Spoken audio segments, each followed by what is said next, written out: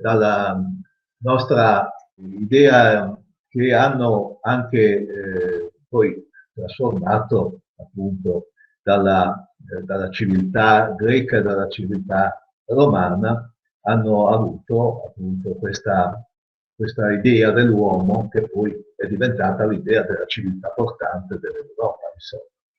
E quindi questa differenza di civiltà, questa differenza di concezione dell'uomo, della vita, di tutto ciò che riguarda, ecco, la persona, ha comportato questo scontro per cui abbiamo visto come i romani ritenessero, e anche i cristiani, ritenessero appunto che con questi barbari ci fosse la fine del mondo. Ci siamo soffermati nelle situazioni del III secolo, abbiamo visto come nel III secolo l'impero si era diviso, no, tra Oriente e Occidente, soprattutto dopo la vittoria di Costantino, che aveva portato nel suo impero l'idea di una unica religione che poi Teodosio ha ancora rafforzato, e la divisione Oriente-Occidente soprattutto con Teodosio, perché aveva portato da una parte il figlio Onorio, dall'altra il figlio Arcadio, e si erano divise proprio le due realtà anche dal punto di vista della mentalità. Ecco, in questa debolezza, soprattutto dell'Occidente, abbiamo visto come sono entrati i barbari, chiamati così, sono entrati perché ormai sono coloro che combattono per Roma, sono coloro che combattono per l'impero, e quindi chiedono di poter godere delle stessi vantaggi che hanno i cittadini romani. Se con l'editto di Caracalla, ancora molto prima di questo tempo, tutti coloro che risiedevano nell'impero romano vennero fatti cittadini, più che altro si trattava in questo momento non tanto di essere riconosciuti come cittadini, ma di avere il riconoscimento per il diritto a installarsi nelle terre dell'impero.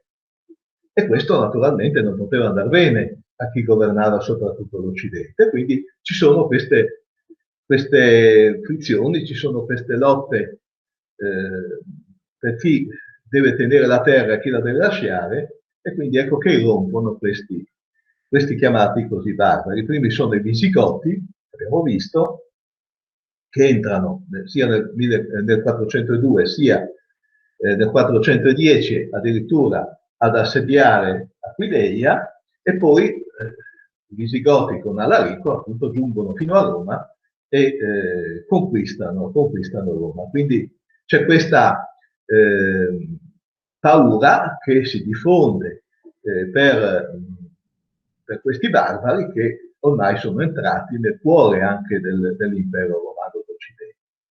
Stessa cosa per i Vandali, ma abbiamo visto come i Vandali, che noi ancora consideriamo proprio vandali, nel senso che rovinano, rompono e via dicendo, i Vandali invece, una volta conquistata la loro terra, si sono fermati, sia nella Spagna del Sud sia in Africa settentrionale, hanno creato il loro regno e hanno regnato anche a lungo, tra l'altro, e hanno dimostrato come la loro civiltà poteva essere applicata anche dal momento in cui diventavano spaziali. Quindi c'è questo movimento all'interno dell'impero romano, e l'impero romano evidentemente si trova in difficoltà in Occidente. Abbiamo visto come i barbari ormai siano padroni di questo impero, e ci siamo soffermati l'ultima volta proprio sull'irrompere nel 452 in Aquileia e in Friuli e in tutto, diciamo, l'arco europeo delle Alpi, di un popolo nuovo, un popolo che non ha origini indoeuropee, quindi non viene Scandinavia come tutti gli altri popoli barbarici, ma viene dall'Estremo Oriente e si è spostato verso Occidente perché non ci sono più pascoli, si stanno desertificando delle terre e quindi c'è bisogno di trovare dei pascoli, quindi si spostano verso Occidente. Vengono chiamati Unni, che poi avevano un nome cinese. Unno è, diciamo, una loro una abbreviazione occidentale, dovrebbero chiamarsi Yun Tzu, una cosa simile, che poi vengono appunto definiti come Unni, e il loro capo, conosciuto e che ha un forte carisma, prende il nome di Attila, che poi anche lui non sa che si chiamasse Attila. Lo hanno chiamato Attila i Goti che sono venuti a contatto con lui e gli hanno dato questo nome che è di origine gotica. In realtà chissà come si chiamasse questo Attila. E ben presto, con le sue ripetute corse in Europa, diventa quello che è conosciuto ancora come il flagello di Dio. Perché questo nome di flagello di Dio? Perché si riteneva che i peccati della civiltà romana e del mondo romano in generale, da parte di cristiani questo, avesse come punizione appunto questo movimento di popolo che aveva una fama e anche una pratica di crudeltà. Quindi Attila, prima città che incontra non è certamente Aquileia, perché arriva addirittura fino verso l'attuale Francia, ma in Aquileia rientra nel 452, quando è in fase, potremmo chiamare così, di quasi ritirata, perché i popoli nomadi, almeno quelli che dopo non si installano, hanno bisogno di tornare indietro nelle loro, diciamo così, basi. E la base di Attila era nell'attuale Ungheria, dove tra l'altro è considerato un eroe, no? Ci sono delle statue a Attila in Ungheria. E quindi doveva tornare nella sua base in Ungheria e sul suo cammino, anziché percorrere la via alta, diciamo al di là delle Alpi, dove era arrivato fino appunto in Francia, percorre la via della pianura padana, quindi salta Milano e arriva ad assediare Aquileia. E sull'assedio di Aquileia ci sono fiorite tante leggende, perché la città resiste ad Attila a lungo. E questa, una delle leggende che viene raccontata è quella delle cicogne. Attila che dà come segnale per dare l'ultimo assalto ad Aquileia il partire delle cicogne. Cosa significa che le cicogne partono? Significa che non c'è più da mangiare. Quindi le cicogne si allontanano dalla città e Attila capisce che gli aquileiesi sono allo stremo e quindi ecco la sua entrata in Aquileia. Viene anche poi descritto l'incendio di Aquileia e c'è un'altra leggenda che è collegata al Colle di Udine, che in realtà non è che l'abbia costruito Attila, ma si dice che Attila lo abbia costruito con gli scudi dei soldati per guardare dall'alto l'incendio di Aquileia. In realtà poi non è così. Però le leggende sono fiorite e uguale leggenda è che quando Attila, presa Aquileia, scende verso Roma, anche lui venga fermato dal Papa Leone e c'è questa visione che Attila avrebbe avuto dei santi Pietro e Paolo che gli si fanno contro e quindi lui si ferma di fronte a Papa Leone Magno. Anche questa è una leggenda. Perché Attila si ferma? Attila si ferma perché è ammalato. Infatti appena rientra in Ungheria morirà. È un personaggio che sì, si è sempre dipinto in modo negativo. È vero che è stato crudele, che ha ucciso parecchie persone, che però rientra nella politica, chiamiamola così, dei popoli nomadi che hanno da conquistare qualcosa.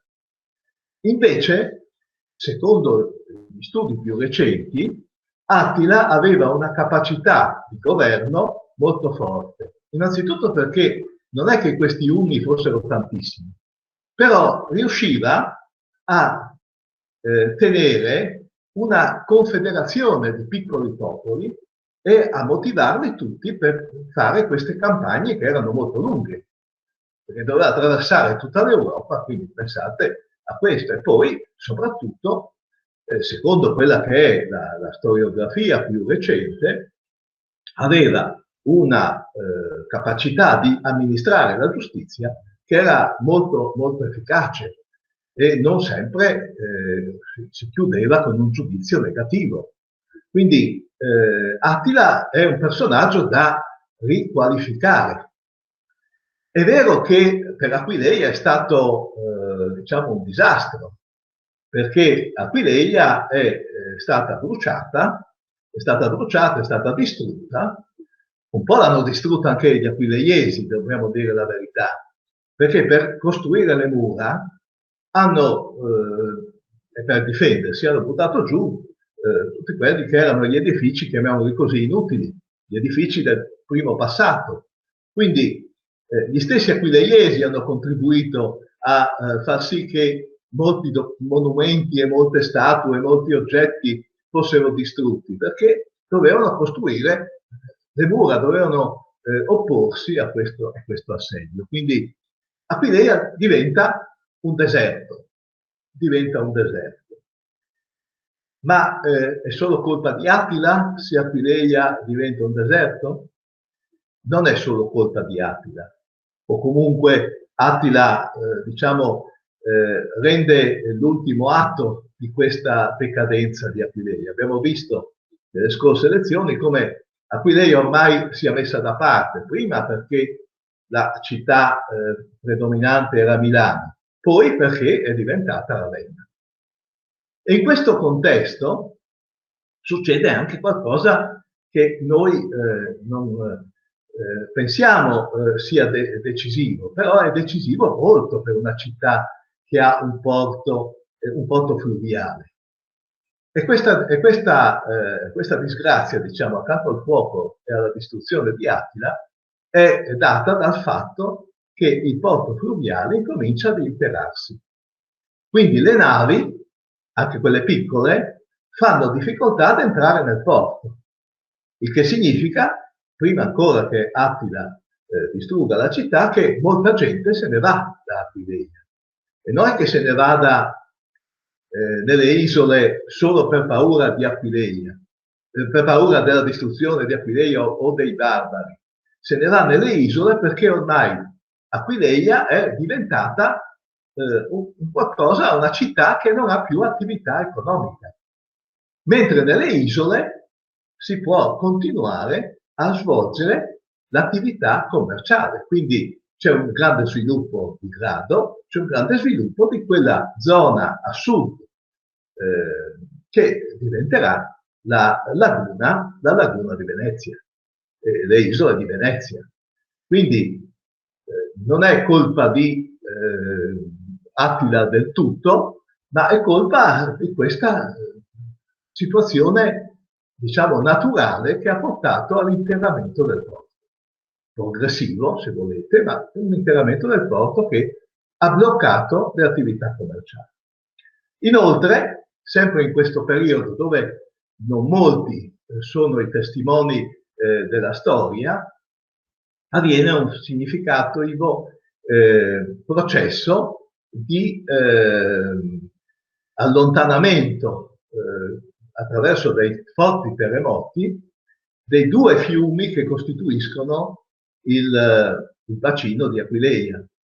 Rimane il Natissa, ma un Natissa molto povero di acque, e invece il Natisone, una serie di terremoti, anche di inondazioni, eccetera, si sposta verso oriente e quindi porta più lontano dal più grosso affluente di questo porto fluviale.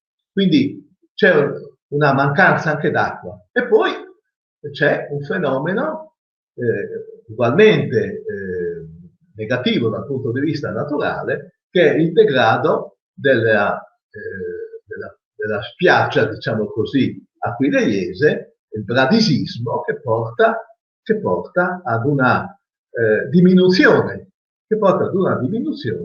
della quota di sopraelevazione della terra, quindi l'acqua del mare entra nelle terre che erano all'asciutto. E quindi entrando l'acqua del mare, essendo acqua salata, è chiaro che crei una distruzione, diciamo così, di quello che era il sistema precedente, il sistema terra-acqua precedente, e in questo contesto anche nascono quindi paludi, quindi quando c'è una palude c'è anche una salute molto, molto precaria per chi ci abita. Ecco perché Aquileia incomincia ad essere progressivamente disabitata e la popolazione si sposta appunto nelle isole per continuare a fare il suo lavoro, che è il lavoro commerciale, che è il lavoro diciamo di pesca, quello che solitamente si faceva nella città. Quindi Aquileia da questo momento, quindi dal 452, prendiamo come data di riferimento, dal 452 Aquileia diventa qualcosa di morto, qualcosa di cancellato. E come vive Aquileia? Vive attraverso quello che è il ricordo che è tramandato dalla religione. Perché viene tramandato dalla religione? Perché a quel punto, quando c'è questa distruzione, la Chiesa aquileiese, che è fondata sulle reliquie, si trasferisce nell'isola di Grado, che è a poca distanza dalla costa, ma abbastanza per non essere, diciamo così, assalita dalle forze nemiche, e abbastanza per essere salubre, in quanto ancora oggi Grado, no? Abbiamo parlato prima con il dottor De Maria, ancora oggi Grado è una stazione di salute, di facciamo così, di guarigione anche, no? per tanti. E quindi l'aria buona di Grado era da contrapporsi all'aria mefitica e paludosa di Aquileia. Quindi tutti si spostano, o gran parte si sposta, verso le isole. Altra parte invece si sposta verso le alte montagne, verso la montagna.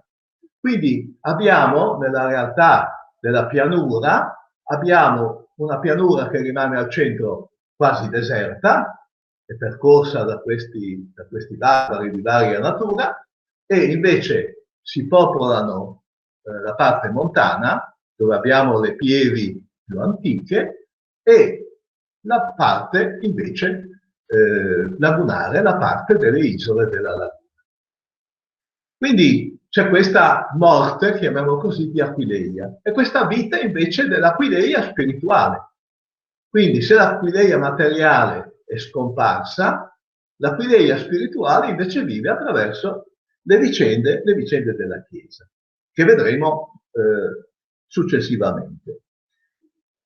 Però dobbiamo soffermarci un attimo su quello che succede anche dal punto di vista politico-militare, perché questo sconvolgimento dei barbari, di Attila, degli Unni, mette praticamente a terra quello che è il sistema di difesa romano, nonostante che ci sia un generale che poi non era romano ma era barbaro, Ezio, che sconfigge Attila ai cosiddetti campi catalaunici, quindi in Occidente, quindi dalla parte della Catalogna, e lo sconfigge e lo costringe anche lui a limitare appunto la sua zona di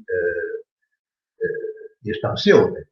Quindi c'è questo generale Ezio che è l'ultimo, diciamo, condottiero occidentale, nonostante sia barbaro, che appunto ferma le forze di Ezio, di Attila. Quindi c'è questa situazione politica, questa situazione militare di estrema diciamo, debolezza, e anche manca il potere civile. Il potere civile che è estremamente diviso, perché ci sono questi eredi dei senatori, perché Roma è isolata.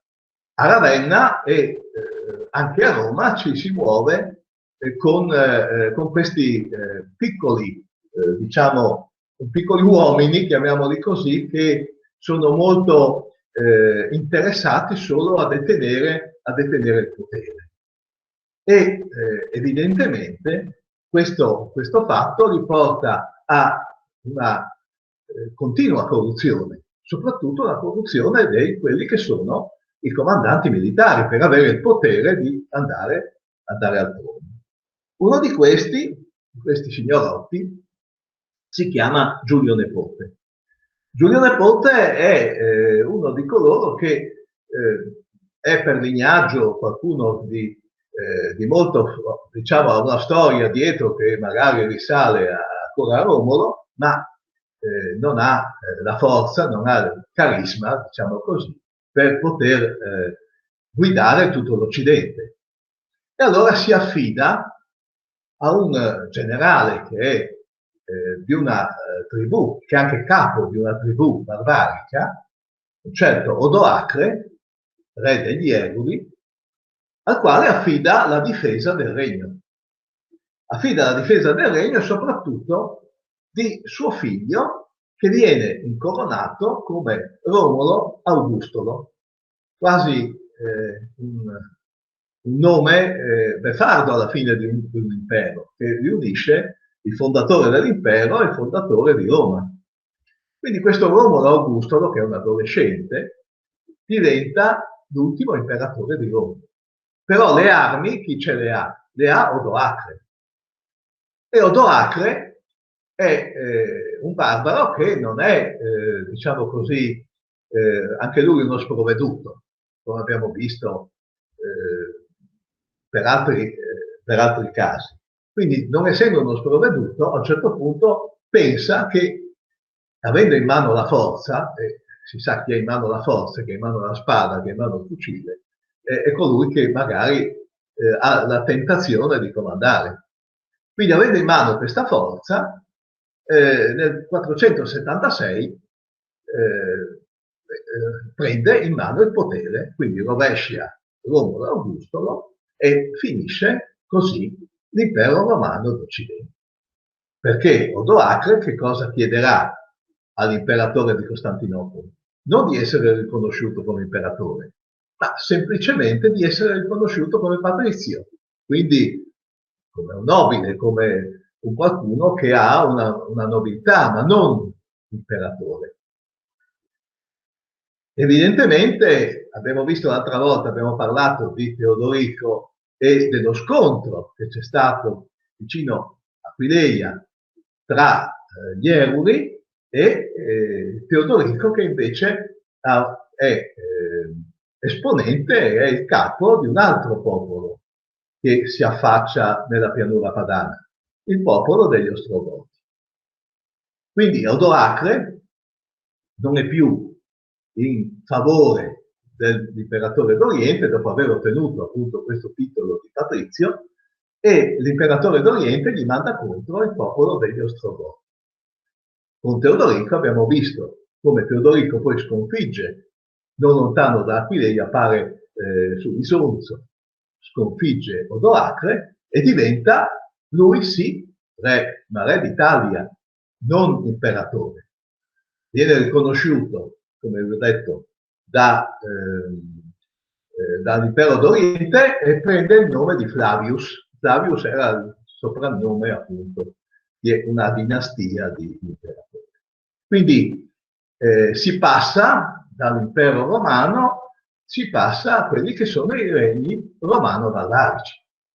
romano-barbarici che con Teodorico non è che cambino molto la cultura e la, diciamo, gestione dell'impero. Perché? Perché Teodorico ha una cultura formatasi con i romani, come del resto Odoacre, si è formato con i romani e guarda alla cultura romana e al diritto romano soprattutto con ammirazione. Quindi cambia poco, cambia soltanto diciamo la classe dirigente, se vogliamo chiamarla così. La gran parte della classe dirigente è formata dagli antichi romani. Per esempio, il consigliere di Teodorico è il filosofo Simmaco, che è uno dei più grandi filosofi di quel momento. Quindi ci sono questa convivenza tra romani e barbari. Una convivenza che all'inizio è forzatamente conflittuale, ma è anche una convivenza che diventa poi, diciamo, una identità comune, perché evidentemente due popoli che convivono sulla stessa terra e che riescono anche a condividere gli stessi valori, alla fine poi si fondono. Quindi quello che succede in gran parte della pianura padana è che dopo un paio di generazioni non abbiamo più, diciamo, i romani, ma abbiamo dei romani che sanno di barbaro. E dunque questi seguiranno il diritto romano e come vedremo poi ci saranno altri popoli che porteranno il loro diritto. Questa forma di convivenza evidentemente si fa risentire anche nella gestione non solo dei rapporti con l'Oriente, ma anche nei rapporti con le altre realtà europee. Perché mentre in Italia arrivano appunto gli Evoli, arrivano gli Ostrogoti, per esempio, nella parte della Gallia, che è la parte, diciamo, della Provenza, la parte che era da tempo regno dei Romani, arrivano i cosiddetti Franchi, altro popolo barbarico, che incominciano a installarsi nella ex Gallia. Abbiamo poi i Goti, che prendono gran parte della Germania. E abbiamo in Inghilterra, sia una parte di Inghilterra occupata dai Romani, abbiamo la discesa dei Sassoni. Quindi ci sono cambiamenti in tutta l'Europa e quello che rimane, diciamo, a tutela della idea cristiana dell'idea romana diventa la religione cristiana. Quindi il trasferimento a grado, il primo trasferimento a grado della Chiesa aquileiese che mantiene in grado la sua denominazione di Aquileia. Che cosa succede poi dopo il passaggio di Attila, dopo questa migrazione verso le montagne, verso la laguna? Succede che a Costantinopoli arriva un sovrano di nuovo forte, che si chiama Costantino. Giustiniano, nella scia di Costantino, evidentemente. Giustiniano diventa sovrano di Costantinopoli, quindi impero d'Oriente, bizantino, quindi assume questa sua carica con la forza anche di un carattere molto deciso e Giustiniano si propone alcuni obiettivi. Innanzitutto si propone di riformare il diritto romano e di adeguarlo a quello che è il momento storico. Perché il diritto romano era rimasto ancora fermo ad Augusto e ancora prima alle 12 tavole, quindi cose antiche. Quindi Giustiniano incomincia a riformare prima di tutto i codici. E questi codici sono arrivati fino a noi. perché in fondo, se noi andiamo a vedere la sostanza del diritto privato, è quello che deriva dalla legislazione di giustizia. Ma questa forza che ha per modificare il diritto e per imporsi nel regno orientale, gli fa venire anche il desiderio di riconquistare l'Occidente. Di riconquistare l'Occidente perché? Perché evidentemente se si proclama re dei Romani bisogna avere anche Roma, altrimenti se non ha Roma, Roma è dei barbari, che cosa fa? Quindi inizia Giustiniano a combattere contro prima gli Ostrogoti, poi le varie popolazioni gotiche che si sono installate nella pianura padana. E abbiamo un lungo periodo chiamato delle guerre gotiche. Queste guerre gotiche che vedono in campo due grandi generali. Uno è Belisario, che sarà il primo a condurre questa guerra lunghissima, e poi avremo Narsete. La guerra è lunga anche perché il retro, diciamo, politico a Costantinopoli varia in quanto ci sono diverse fazioni a Costantinopoli legate alla religione, legate anche agli interessi particolari di taluni gruppi politici, per cui, ad esempio, Belisario si trova in grossa difficoltà a condurre una guerra avendo dietro di sé appunto degli nemici che non gli perdonano il fatto di essere vincitore, quindi gli rimproverano appunto di fare i suoi affari, di essere interessato a trattare con i nemici e tutte queste cose qua solitamente, no? È quello che succede quando si vuole mettere la zizzania in un esercito, no? che è vittorioso.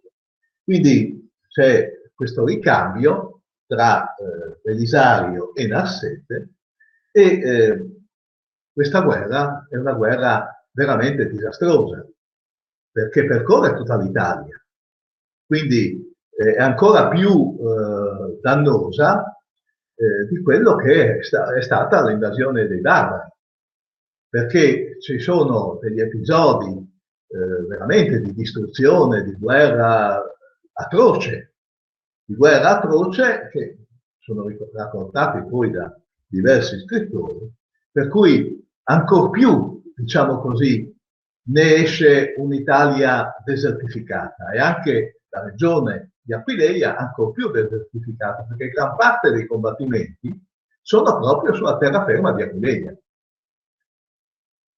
E questo che cosa comporta? Comporta evidentemente che ci siano ancora dei fenomeni di allontanamento, se vogliamo dire così, da quella che è la terraferma verso le isole e verso, in parte, ancora la montagna.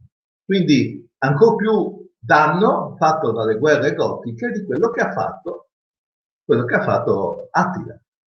E in effetti queste guerre gotiche sono durate parecchio, sono durate praticamente dal 535 al 553, quindi un periodo molto lungo che ha desertificato la pianura padana. In queste guerre gotiche, però, c'è da segnalare che Aquileia viene ricostruita parzialmente da Narsete. Perché viene ricostruita?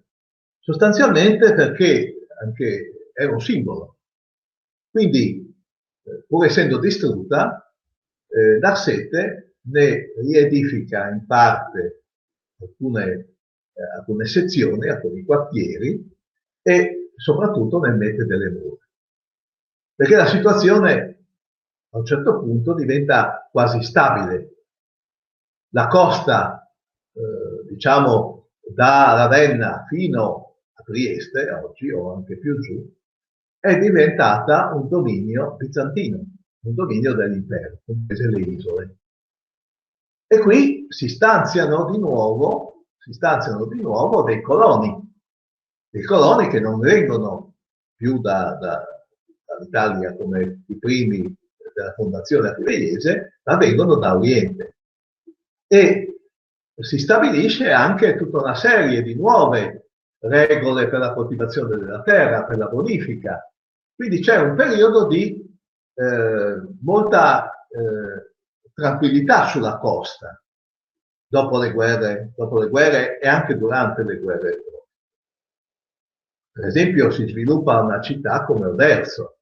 Oderzo era il punto più a nord di questo regno, diciamo, bizantino.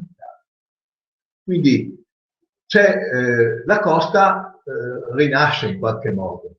Rinasce in qualche modo e difatti noi troviamo diversi ritrovamenti archeologici proprio che dimostrano la presenza della civiltà bizantina.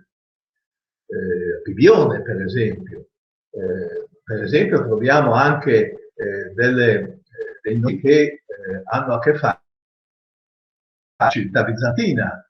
Per esempio due basiliche, per esempio Basaglia Penta, nomi che la toponomastica ha mantenuto proprio perché c'erano degli insediamenti bizantini lungo la costa e anche abbastanza dentro nella pianura per arrivare fino all'altezza di Oderzo, quindi ce n'era di che.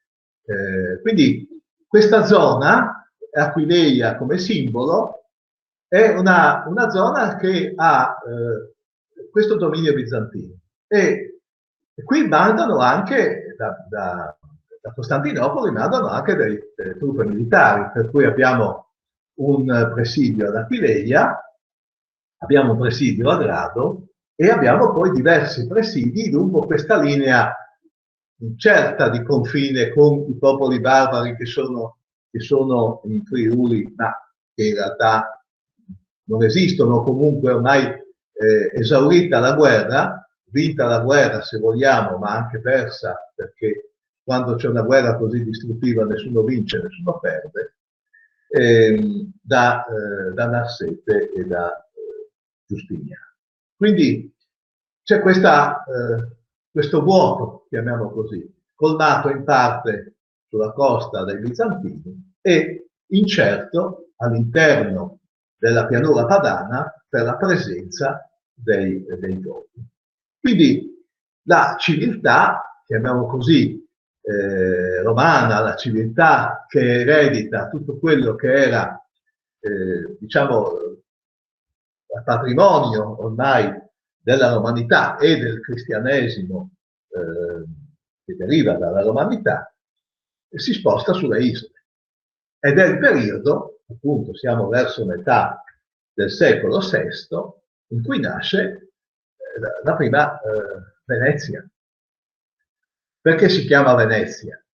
Perché la regione che aveva Aquileia come capoluogo si chiamava sotto l'impero, si chiamava Venezia et Istria. Quindi la Venezia diventa una realtà marittima, una realtà isolana.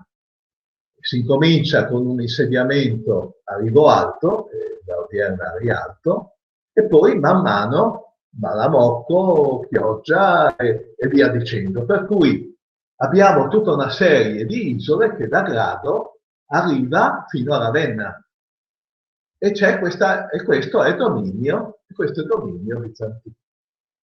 Grado, perché è la più importante di queste isole, in quanto è la più vicina ad Aquileia e perché lì si sono portate le reliquie dei santi aquileiesi, diventa l'isola, chiamiamola così, capitale al momento.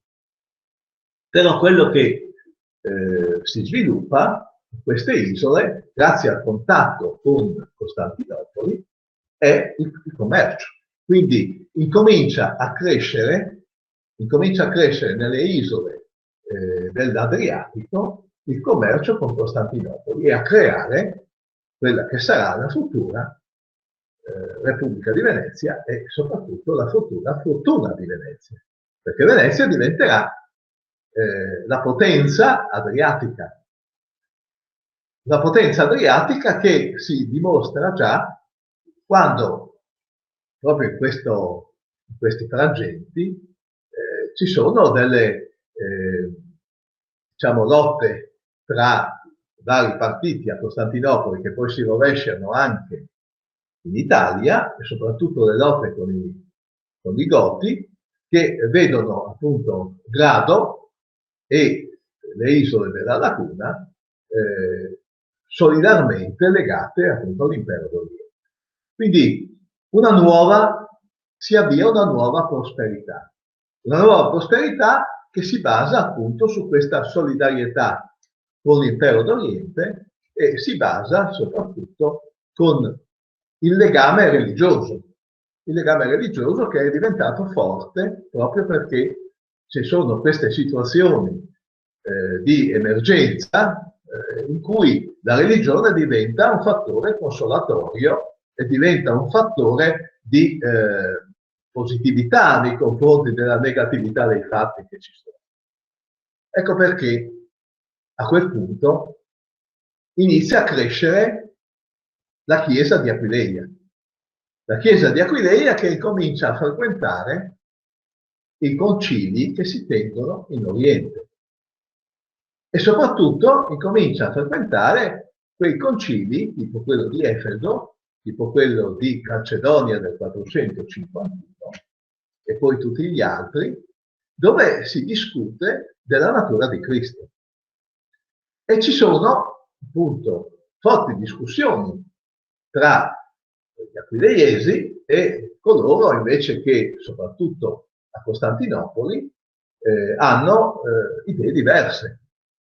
Bisogna dire anche un'altra cosa, che quel legame che c'era con Alessandria d'Egitto viene ad essere diminuito.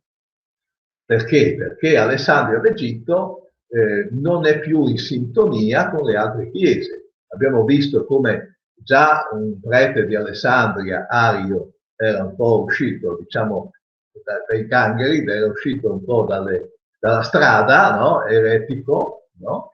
E già altri pensatori dell'Egitto erano usciti un po' da quella che era la comunione legata soprattutto al ruolo dell'imperatore di Costantinopoli come pontefice massimo.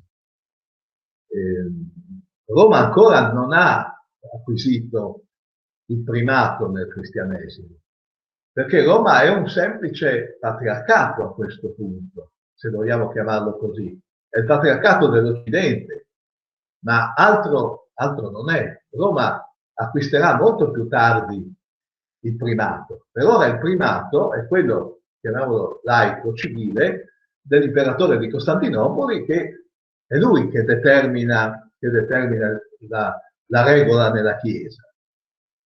E dunque è un po' anche questo un fattore di contrasto tra Occidente ed Oriente, ma non per le isole della laguna che si adeguano a quella che è, nel primo tempo, la regola stabilita da Costantinopoli. Quindi c'è questa autonomia, chiamiamola così, c'è questa autonomia, c'è questa diversità da Roma. Anche perché in questo periodo, siamo sempre appunto nel VI secolo, c'è la scelta di quelli che devono essere i testi che poi costituiscono la base della dottrina. Perché l'intento dell'imperatore di Costantinopoli era quello di creare un'unità nella Chiesa, perché fino a questo momento la Chiesa era rimasta disunita, perché Alessandria aveva per suo conto, Antiochia per l'altro, Gerusalemme per l'altro, Roma per l'altro ancora. C'era un gran numero di testi, e quindi bisognava fare una selezione. È evidente che ogni selezione che si faccia dei testi fondamentali è una selezione che è dettata evidentemente dall'ideologia. Cioè io cercherò di scegliere quei testi che sono secondo il mio pensiero. E dunque, questo, se tutti lo fanno, c'è una forte divisione. Quindi c'è un momento di divisione proprio sulla scelta di quello che è il cosiddetto canone dei libri, cioè quali saranno i libri sacri che verranno usati come testo base del cristianesimo da ora in poi. E qui c'è la contesa, evidentemente, perché ci sono appunto quelli che pensano che bisogna essere legati a pochi testi, ma testi asseverati, quindi che abbiano una loro, secondo una regola, diciamo, classica, che abbiano una loro credibilità, una loro fonte certa, e quelli invece che dicono no, ma allarghiamo ad altri testi quello che è il messaggio, che comunque il messaggio è positivo. E quindi c'è questa diatriba, una diatriba che non è soltanto, diciamo, di pensiero, non è soltanto di così amabili conversazioni, sono diatribe che molte volte comportano anche l'uso della spada o di altre cose. Quindi è un momento difficile anche per la Chiesa, ma è un momento in cui acquisisce certe caratteristiche di identità. E la Chiesa di Aquileia è nel mezzo di questo marasma, perché si trova sulle isole dell'imperatore di Costantinopoli e quindi deve in qualche modo soggiacere al potere temporale, al potere del principe di fronte a quella che è invece una sovranità spirituale da contrapporre. Quindi abbiamo un periodo in cui anche nel catalogo dei patriarchi o dei vescovi di Aquileia, come volete chiamarli, non abbiamo dei nomi, c'è un vuoto. C'è un vuoto proprio perché non c'è questa, diciamo, attenzione, non c'è questa attenzione alle persone, perché rapidamente cambiano le idee, cambiano anche le situazioni. Quindi la Chiesa di Aquileia farà lo sforzo di assumere una sua identità. Ma come assumere una sua identità? Visto che ci sono tante altre chiese che ce l'hanno e che in Occidente non c'è spazio, perché Roma incomincia a crescere e dice no, in Occidente non si fanno più patriarcati come in Oriente. In Oriente ce ne sono 4 o 5. E qua in Occidente invece no, c'è solo Roma. Ma Roma è lontana e anche Roma è in crisi, perché i papi non è che vengano eletti, diciamo, come adesso il conclave, tutte queste cose qua, vengono eletti dal popolo di Roma. E il popolo di Roma è molto, diciamo, sì, era molto simile al popolo di oggi. Quindi cambiava idea molto spesso, era molto, chiamiamolo così, populista, per cui chi gli prometteva mari e monti andava eletto, e soprattutto ci furono molti scandali perché la disciplina cristiana lasciava desiderare. Quindi Roma era in una posizione anch'essa di debolezza nei confronti di una scelta dei testi, di una scelta di una linea ben definita dal punto di vista cristiano. E quello, quindi, che cosa faranno allora gli imperatori di Costantinopoli? Cercheranno di prendere in considerazione il fatto di regolare anche questo aspetto. Quindi non soltanto regolare il diritto, non soltanto cercare con le armi di riconquistare l'impero, l'Occidente, ma anche di incominciare a regolare la religione. E questo evidentemente diventa un contrasto anche con Aquileia, perché in Aquileia, come abbiamo visto, si erano formate dei principi, si erano formati dei principi, si erano formati delle credenze, delle ritualità, delle considerazioni che erano originali. Quindi voler forzare a rinunciare a questa propria identità che già aveva acquisito Aquileia significava creare una situazione di tensione. E questo infatti è avvenuto. È avvenuto perché c'erano queste lotte intestine all'interno del cristianesimo stesso.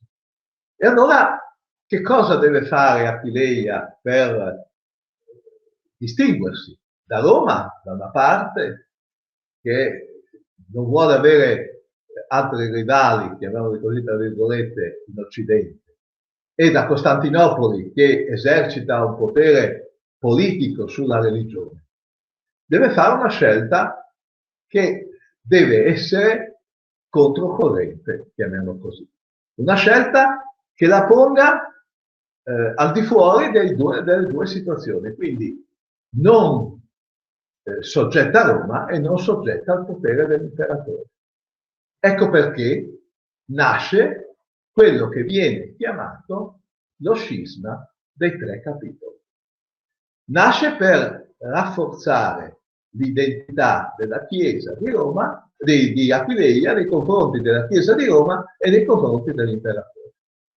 Questa è una scelta di profonda libertà, cioè, e vedremo come, le prossime volte, e vedremo come questo costi anche dal punto di vista, diciamo, della libertà della Chiesa di Aquileia, ma alla fine ne uscirà molto più forte e ne uscirà soprattutto con altrettanta identità diversa da quella degli altri.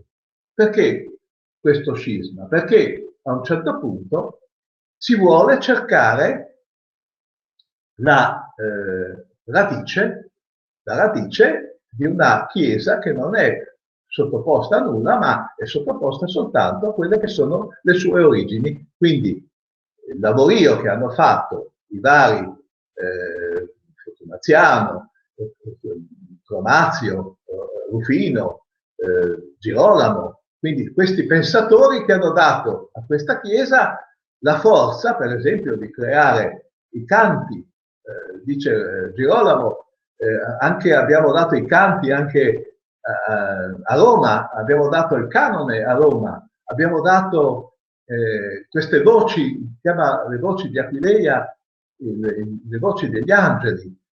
Così Rufino discute profondamente su quella che è la figura di Origene, e abbiamo tutta una serie di idee di forza che rinnova, ecco questo è il termine giusto, che rinnova la fede cristiana nella Chiesa di Aquileia. Quindi la Chiesa di Aquileia attraverso la sua identità forma una sua anche autorevolezza, un'autorevolezza che diventa naturalmente teologica, perché per riuscire a difendersi da questi due poteri che le fanno contro, dovrà contrapporre qualcosa di teologico. E siccome si parla della natura di Cristo, allora dirà, bene, io mi metto dalla parte contraria a quello che voi dite. Cioè voi dite che Cristo, perché dominano in quel momento a Gerusalemme, a Costantinopoli i monofisiti, cioè quelli che dicono una sola natura, ebbene io dico che invece questa sola natura non c'è, perché ci sono due nature. E si aggrappa a quello che viene considerata una eresia, l'eresia nestoriana, ma soprattutto si aggrappa a tre pensatori, che sono tre pensatori che hanno poi sviluppato una grande idea, ma il secolo precedente addirittura. Quindi sono Teodoro di Mopsuestia, Teodoreto di Ciro e Ibar di Dessa.